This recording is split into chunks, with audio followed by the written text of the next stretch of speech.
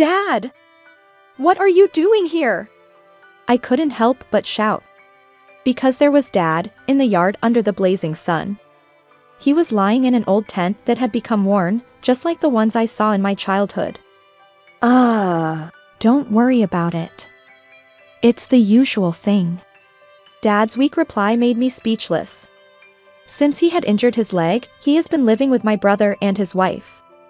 My brother always said Dad was doing fine whenever I called, and his wife always chuckled, saying she was supporting him properly. I was told that the reason I couldn't get in touch with Dad himself was because he was not good with texts and he had made new friends at the hospital, leading a fulfilling life. Seeing Dad lying there listlessly, I keenly felt that my brother and his wife's words were a lie. Dad slowly raised his hand to me and pointed in a certain direction. And there was. I am single, and my parents' house is in the city, but I moved away from home to live alone in the countryside to fulfill my dream of working at a resort hotel. My parents living at home had a traffic accident 2 years ago, and only Mom passed away. Dad injured his leg in that accident. Not only that, but he also got deeply depressed after losing Mom. Dad and Mom were always together and were known as a loving couple in the neighborhood. Dad was quite an indoor person, but he used to travel regularly for Mom, who loved traveling. On the way back from one of these trips, my parents had an accident, and only Dad survived. Why did I survive instead of her? He was filled with deep remorse every day. The injury made Dad, who preferred staying indoors, spend even more time at home. Since I was working, there was only so much time I could spend for home care. Seeing Dad so down made me feel terrible, but fortunately, I have a brother who is 7 years older than me. My brother Anthony and his wife Mia, living close to our parents' home, occasionally checked in on us. Dad's gotten a lot weaker, hasn't he? When I said that. They were a loving couple, after all. It's understandable. We live nearby, so Emma, don't worry and focus on your work. Anthony replied. Thank you. When I thanked him. Recently, I've been directly hit by the recession, and my income has decreased significantly. I need to start saving soon. How about you, Emma? He said with a sigh. I'm actually doing pretty well, thanks to tourists coming back from abroad. I have been really busy lately, unlike my brother. The overtime pay compensated for it, so I haven't been struggling financially. In fact, I've had a raise and I think I'm earning more than most of my peers. However, not having private time has been tough. It was the first time my brother had lamented about his financial situation. According to him, they've had to cut back on food expenses and are barely making it through each day. He hasn't bought clothes in over a year, and of course, they haven't been on any trips either. He said they wanted children, but the two of them were barely managing as is, so having children was out of the question. I was worried they must be really struggling, then Anthony mentioned during a conversation at his house. Dad's leg has gotten much worse, and he needs some support. We're thinking about living together so we can take care of him. Followed by Mia. We were talking about how it would save us money and we could take care of Dad at the same time. I appreciate it. Let me know if there's anything I can do to help. I thanked them on the spot. Thank you, Emma. Good luck with your work. Mia also seemed happy. Thus, to save money and take care of Dad, my brother and his wife decided to live with Dad. The relationship between Dad and my brother wasn't that great to begin with. My brother used to come home in the morning and was often scolded by Dad back when he was a student. Gradually, they stopped talking much, and after graduating from college, Anthony hardly ever came home. I had hardly seen Dad and Anthony talking since he became an adult. So, it was surprising that Anthony was being positive about living with Dad. It was easy to imagine they were really struggling financially. The appeal of saving on rent and living expenses was totally understandable, especially for someone living alone like me. However, I honestly felt anxious about whether they would truly take proper care of him.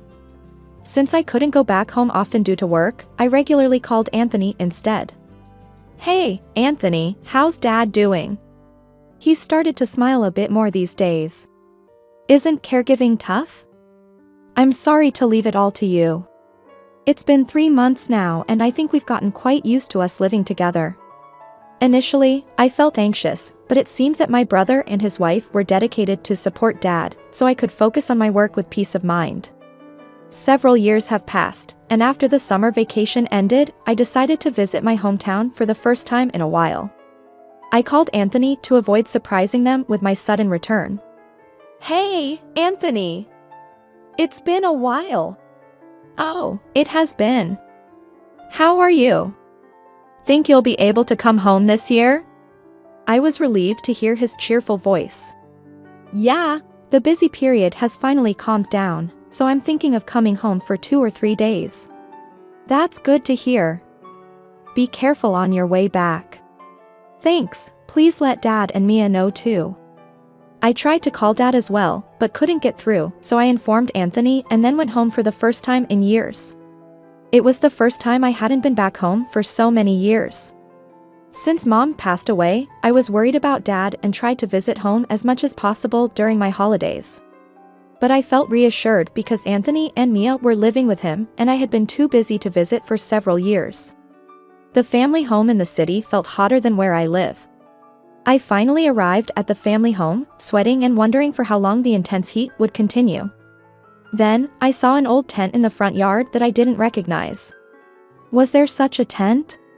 Wondering what it was, I approached the tent and felt someone's presence, so I hurried into the family home. "I'm back." "Welcome back, Emma. You look pale, what happened?" Mia looked surprised to see my pale face. "I think there's someone in the tent." I hastily reported about the tent to Mia, who welcomed me back. Then, she gave an unexpected reply. That's Dad." My brother's wife answered calmly. "What? Dad is in the tent on such a hot day?" I rushed to check inside the tent. Inside, Dad was lying down as if he had collapsed.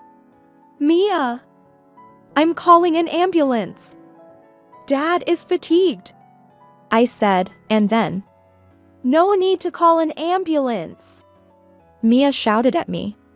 "It's Dad's wish to live in the garden, so there's nothing to worry about." She said something incomprehensible.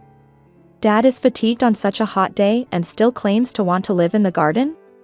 That extreme indoor person would say such thing? I don't remember being taken to camping or to beaches even when Mom was doing great and healthy. Dad used to say the best place to stay in summer is in chilled room and the heated room in winter.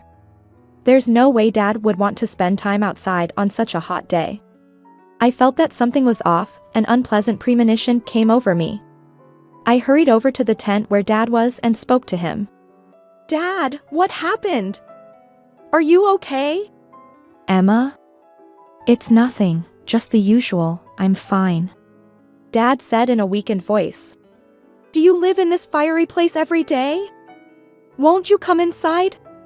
When I asked Dad that, he slowly pointed towards the main house. There was Dad's room. "Actually, since living with Anthony and the others, I've been forced to live in the closet." Dad revealed the shocking truth. "In the closet? I thought they were dedicatedly taking care of you." "Not once have they taken care of me dedicatedly. Their living together is only for their own savings. I've repeatedly told them I hate the closet because my leg hurts. Then they said if I complain, live outside, and that's why I was thrown out in the garden with an old tent during this still hot period." Dad continued with a story I wished I could shut my ears to. It was clear that my brother and Dad could not get along. I blamed myself for trusting Anthony. Mia was not the type to dedicatedly support someone either. I remembered how Anthony used to complain about her going out drinking and coming home wasted early in the morning. This couple, who said they ate out 365 days a year and never cooked for themselves, clearly weren't cut out for taking care of Dad. Yet, I was foolish enough to have expectations. "This is not okay. I've got you now that I'm here." It was shocking to discover how terribly they had been treating Dad. Despite their claims of dedicated care over the phone, they had actually forced Dad to live in a closet and then thrown him out into the yard. Unforgivable. Anger welled up inside me. Ignoring Mia's pleas, I called an ambulance. I said, there's no need to call an ambulance. Don't make such a big deal out of it. My brother's wife desperately tried to stop me, but I continued to ignore her words. When the ambulance arrived, they took Dad, and I went along. Dad was on the verge of heatstroke, but fortunately, it was not life-threatening.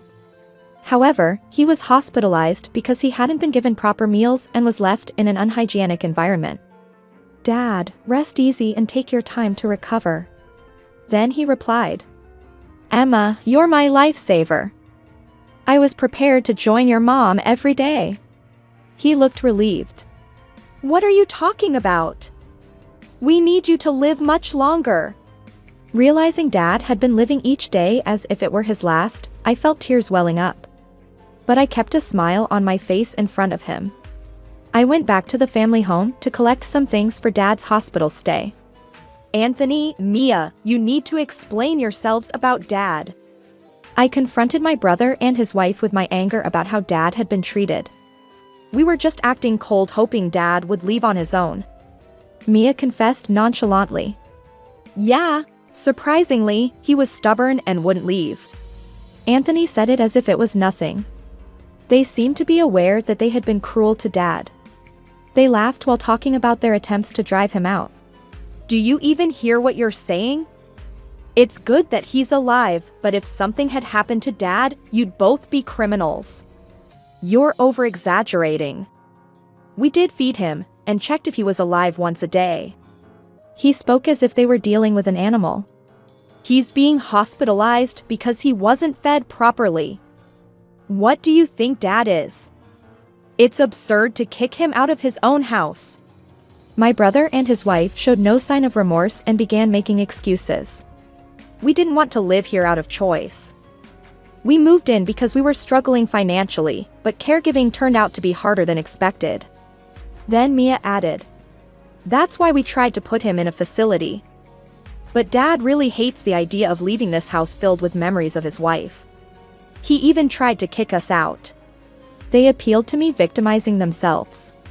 Struggling with the caregiving, they attempted to make Dad leave, but instead, they were the ones nearly driven out and tried to make him want to leave on his own. Having free rent is a big deal for poor people, so we couldn't just let him kick us out. Anthony said. I never thought my brother would stoop so low as to deliberately worsen Dad's care and quality of life just to monopolize the house. Although Dad and my brother weren't that close, I believed, as an adult in his mid-30s, he would manage well with Dad. It was frightening that they could come up with such a vile strategy. Moreover, my brother confessed that by locking Dad in the closet or throwing him out into the yard when I was visiting, they were trying to make Dad choose to live with me instead. Living in the countryside is better for his health anyway. So, we were fully planning to send him to live with you. My brother said, and then. Wasn't he surprisingly stubborn? We thought he'd run away before you arrived, but he endured. Mia laughed as if they were sharing tales of past hardships. Now that you are back, Dad will probably say he wants to live with you. Anthony laughed saying this. Then, he said something outrageous. Now that Dad's been sent to the hospital, this house is ours, so pack your things and leave. I was so appalled by his audacity that I was at a loss for words. To think he could say such a thing while living in someone else's house. I gathered Dad's belongings and went back to the hospital. Dad, I heard about what happened from my brother. It must have been tough. When I spoke to Dad, trying to drive them out of the house backfired on me. That house is a treasure filled with memories of Mom. I couldn't just hand it over to such people. Dad's love for Mom kept him going still, which felt reassuring. Don't worry about the house, we'll figure something out. The hospital stay might continue for a bit, but would you like to live with me after you're discharged? When I suggested this. Thank you. If you are okay with it, I'd be happy to live together. Dad seemed pleased. After getting Dad's consent to live together, I went back to my place. 2 months later, I received a barrage of calls from Anthony. There are a bunch of unknown men in the house. What's going on? Although Anthony was furiously demanding answers, I simply handed the phone to someone else without replying. The person who took over the phone was our maternal grandfather. Hey, Anthony. I've heard the story from Emma.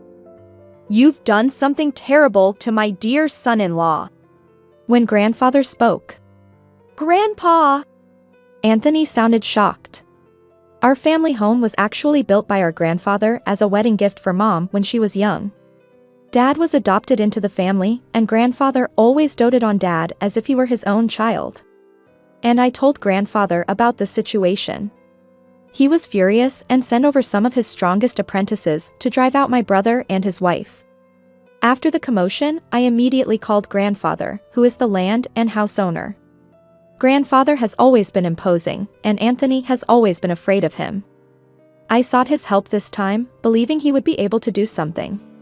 Anthony, all your stuff has been arranged to be sent to Mia's parents' house. When grandfather said this, don't just go ahead with things on your own. Anthony resisted, albeit fearfully. A person who treated their family like that has no right to talk back. Got any complaints? Grandfather spoke sternly. No, sir, I'm sorry. Anthony conceded and didn't talk back after that. Grandfather was always kind to me, a woman, but very strict with Anthony. Growing up, if he cried, stop crying and man up. Grandfather would spank him, causing him to cry more and get scolded even further. What was acceptable in the past is now considered taboo. Watching Anthony, I often felt relieved to have been born a girl. Although he had been rebellious towards Dad, he never dared to defy grandfather. This time too, he tried to resist a bit, but grandfather quickly took control, showing my brother couldn't match him. Anthony and Mia's belongings were delivered to Mia's parents' house as grandfather had arranged. Upon arriving at Mia's parents' house, apparently it had been a long time since they returned there. Hey, Dad, I think our stuff has arrived, so we came to pick it up. When Mia said this, Mia's dad came out from the back room. I've heard everything from Anthony's sister. You guys are going to live with us from now on. Then my brother responded, it's okay. We'll live at my family home. Don't even think about returning after doing such things to your father. I'll straighten out your rotten attitude. Mia's dad was furious. I had heard that Mia's dad was very strict. After explaining everything to her dad, they had no choice but to live altogether under strict discipline. Mia was taught to cook from scratch and had to prepare meals for the family every day. Anthony got permission for a side job and helped Mia's dad with his work on weekends. After being discharged, Dad was told by grandfather that the house needed repairs due to damage. Determined to fix the house filled with memories of Mom, Dad committed himself to rehabilitation and recovered impressively. You did great with the rehab. The doctors were even surprised by your quick recovery. When I said that, Dad replied, of course. It's the house filled with memories of your mom, so I need to put my all into fixing it. He spoke with a brightness in his voice, like in the old days. It seems love for Mom helped Dad recover. With grandfather's instructions and the help of his apprentices, we gradually repaired the house. While repairing the house, Dad seemed to regain the sparkle he had when Mom was alive. You seem really lively. Working on the house brings back a lot of memories, and it feels like I'm talking to your mom. I felt like she had gone far away, but maybe she's been nearby all along, watching over me. Hearing Dad talk like that almost brought tears to my eyes. Despite the horrible treatment from my brother and his wife, perhaps Mom really was protecting him. Eventually, the house repairs were completed. When the repairs were done, Dad decided to let go of the house. Dad, are you sure? I felt like Mom said it's okay not to cling to this house anymore. Plus, now that it's so beautifully done, I really want someone to live in it. He spoke in a calm voice. I see, I think she would be happy too. Thanks to the renovations Dad and the team made, a buyer was quickly found. Thanks to all of this, Dad and grandfather decided to move into nursing homes. I've started visiting more often. Dad, how are you? I'm having a great time every day. Made a lot of friends too. It's all thanks to you, Emma. Really, thank you. Dad was smiling. Dad seems to enjoy his days with the other residents, making my time spent with him even more precious. And I've been living more peacefully every day. As for Anthony and Mia, we've gotten used to Dad's discipline, and it's quite comfortable this way. Mia said. Yeah, the strictness isn't all the time, and the house is big, it's great. Anthony seemed to be enjoying their lifestyle too. Being freed from caregiving, it's actually lucky for us. Mia was happy. Thanks to this, we're living a good life despite the low income. I feel so grateful. My brother and his wife had adapted to living at Mia's parents' house and were happy to be freed from caregiving, showing no signs of remorse. Then, Mia's dad, furious at their lack of repentance, kicked them out. There's no sign of remorse from you, so you might as well leave. Mia's dad said quietly but angrily. Dad, wait! Pack your things and leave immediately. He expelled them without allowing any discussion. They were accustomed to living at home without saving money. They found themselves without a home and at a loss. Until they could afford the initial costs for a new place, they lived in an old tent in the park during winter. It's freezing! It's because your income is so low that we have to live like this. Mia blamed Anthony.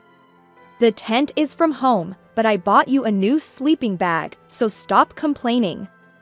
I've been working 7 days a week without rest. Anthony retorted irritably. With the money from his side job already spent, they had nothing left. How about we contact Emma and ask if we can live with her in the countryside? To this carefree suggestion, I'll try contacting her. Anthony immediately agreed. Soon after, Anthony called to tell me they were kicked out of Mia's parents' house and were now sleeping in a park in the cold. My brother, who once mocked my countryside living, was now begging to live with me. I was unable to bring myself to help someone who treated their own dad so terribly, so of course, I refused. I've decided to block all future communications to avoid any hassle. I can only hope they learn that what goes around comes around.